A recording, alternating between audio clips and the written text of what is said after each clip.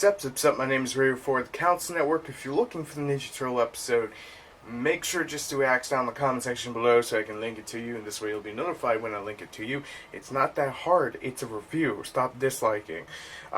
With that said, it's like kids just click on the video without reading review in the title. I don't know why.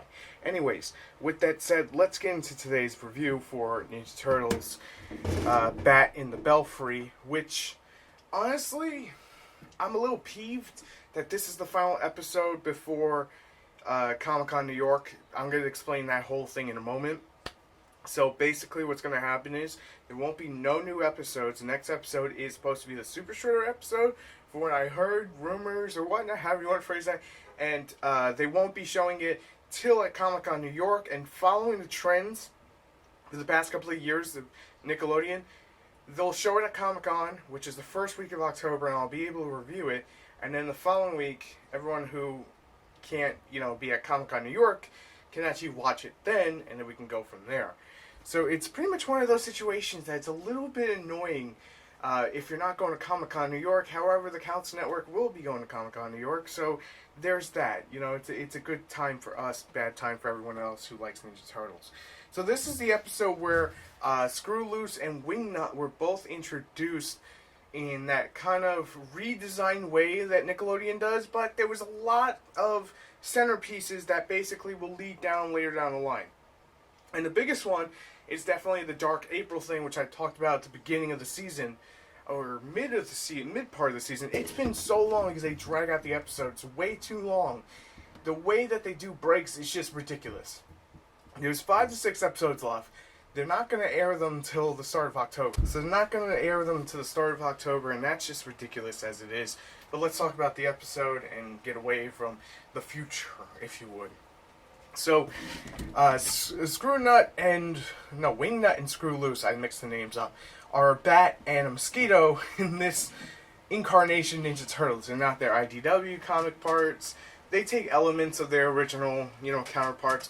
But these guys are pretty much the Batman and Robin of comic books in Ninja Turtleverse, which was funny because you also saw that their version of Spider-Man, Fantastic Four. I thought that was hilarious. And I think there was a Batman there too. I may be incorrect. The Wingnut is probably the Batman. I'm being retarded. My favorite part of this episode is that they came out of the comic books using the crystal that April's been wearing, and of course we're seeing more and more April's becoming darker and darker, more possessed by this, gem that she got from outer space. And I guess if we want to bring it around town, the best way to do it is it's like the symbiote saga from Spider-Man, where they feel the power and then they feel the desire, and at some point in the arc, the character has to overcome it and defeat it in a battle of their own mind. I thought that was pretty cool, well done. And I like how they're hinting towards it, and they haven't pulled the trigger just yet, which is fine, because, give it time. But, she's got crystal meth. Okay, I didn't want to say it. But, so, here's the thing, I gotta say. Screw Loose and Wingnut in this episode were fantastic. If there's Ninja Turtle rogue villains, they weren't villains. They were part of the Mutanimals. But they were villains in Mutants in Manhattan. I did play that game thoroughly, but I have not uploaded it to my gaming channel just yet. I have not done that yet. But Wingnut is, I think Screw Loose as well, are bosses in that whole thing. So that was, correct me if I'm wrong, that was the first time I remember seeing them being evil. I remember them being good guys. Maybe in the IDW comics, I don't know. But technically they were good and bad in this episode. And Hun made an appearance in this episode, and they just socked them and went pow, poo. I like that kind of stuff. It's very comic booky, but it just sells it. It just sells it perfectly. My favorite part of the episode is just that So Batman pose where Wingnut and Screw Loose are just standing there, with their hands on their hips, in their whole, get up that looks like something out of Batman and Robin, the Adam West era of it. Many of you may not remember that, but there's an animated movie that'll be premiering at Comic-Con New York as well, that'll be showing that off as well. So, there's that. You'll be able to see it from there. The eyeball was pretty cool. The guy who looked like the skull from He-Man, Skeletor. I didn't remember the name. That was also pretty cool. There was a lot of like character beats of hitting from comics and pop culture and just media in general. There was like a lot of little nods. I liked a lot of that, but at the same time, I do have to be completely honest. Getting Wingnut and Screw Loose possessed by the crystal is hilarious. It makes sense, but at the end of the day, it's just kind of one of those. Okay, we're setting up for Dark April by showing you how this is, but my biggest disappointment from the episode is that those two didn't stay around to join up with the Mutanimals, and that is something I wanted to see. Yeah, they came.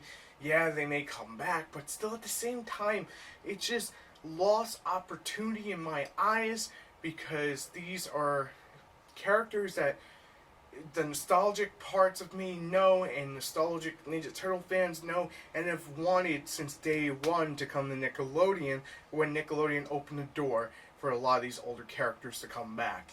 But Nickelodeon, of course, has brought them, so kudos to Nickelodeon for that. And on top of this, Hun's different, Wingnut and Screw Loose are different, Roxanne and Bebop are different. I'm okay with it. Fantastic episode, way better than last week's. It's not the same character beats we've been hitting for the past like 2 or so weeks, so I'm going to give it an 8.5 out of 10. The Dragon Ball Super review may be dropping today, may be dropping tomorrow. I'm not quite sure. I'm not going to go into why, but I'm not quite sure at the moment. Now, lastly, it's disappointing to say that this is going to be the last Ninja Turtle review for a while, and it's not because I don't want to review it, it's just because there's not going to be any new episodes to the week after October the 6th. I'll probably do the review at Comic-Con New York. I'm not sure yet. I may just wait the week after to make it fair for everyone, but we'll see. We'll see.